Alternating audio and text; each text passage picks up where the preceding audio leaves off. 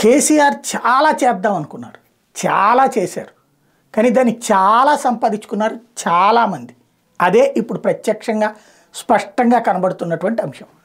కేసీఆర్ గొర్రెలు బర్రెలు ఇచ్చాడు, ఉద్యోగాలు ఇవ్వలేదు అన్నటువంటి వివాదం జోలికి నేను పోను. ఎందుకంటే దేనికి అదే ఉపాధి.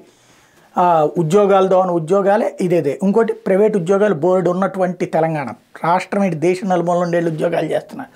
గవర్నమెంట్ ఉద్యోగాల కోసమే తపన పట్టాన్ని నేను తప్పుపట్టడం, అది ఇవ్వకపోవడం వల్ల ఆయన గద్దె దిగడంలో అదొక పాయింట్. కానీ ఎంతో చేద్దామనుకుంటే మధ్యలో దోచుకుంటాం.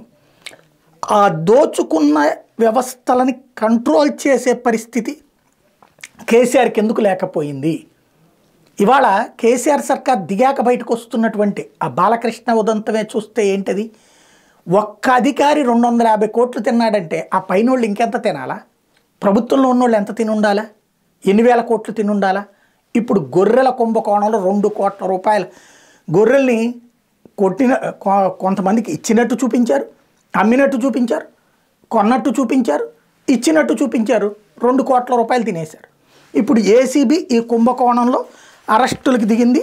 రవి ఆదిత్య, కేశవసాయి, రఘుపతి రెడ్డి, గణేష్ వీళ్ళ 4 మీద కేసు, ఓ 2 అరెస్టు, మిగతా 2 కోసం వెతుకులాట. 2 కోట్లు.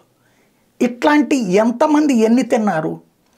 ఇవన్నీ వీళ్ళు తినేయడం వల్లనే కదా ఇప్పుడు ఆ ప్రభుత్వానికి సమస్య బయటపడుతున్నాయి ఒకటికొకటి.